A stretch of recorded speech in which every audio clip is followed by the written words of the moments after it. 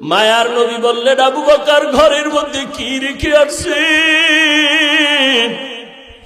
আবু বকর চোখের পানি ছেড়ে বলে, নবী আমার ঘরে ঝাড়ু দিয়া দিয়া সব আমি নিয়ে আসছি।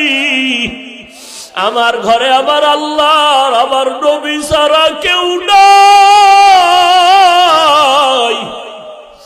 আমার আল্লাহ ছাড়া আমার মুহাম্মদ নবী ছাড়া আমার কেউ নাই। আমি সব ঝাড়ু দিয়া দিয়া আমি সব দিনের নবীর সামনে আসছি, কারণ এই সময় যদি আমি কিছু রাখি আমি আল্লাহর কাছে ফলাফল পাবো না।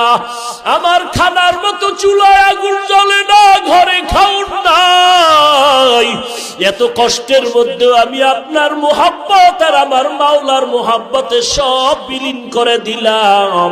ও নবী, এখন আমার ঘরে আল্লাহ ছাড়া কেউ নাই। নবী বড় আশ্চর্য হয়ে গেলেন। আবু বকরের কথা শুনে ওমরের মাথাটা নত হয়ে গেল। আজকে বুঝি আমি বড় দোয়াটা পাইলাম না।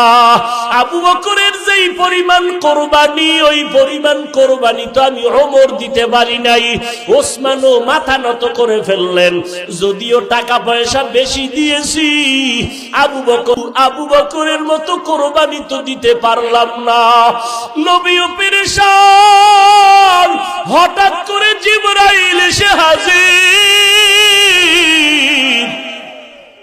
জিবরাইল আমিন এসে আমার নবীর সালাম দিয়ে কয়, নবী আমার আল্লাহ প্রতিদিন আপনাকে সালাম জানায়।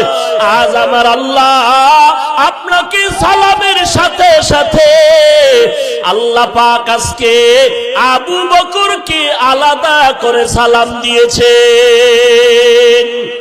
এবং আল্লাহ জানতে চেয়েছেন, আবু বকর আপনার মনের কি হালাত?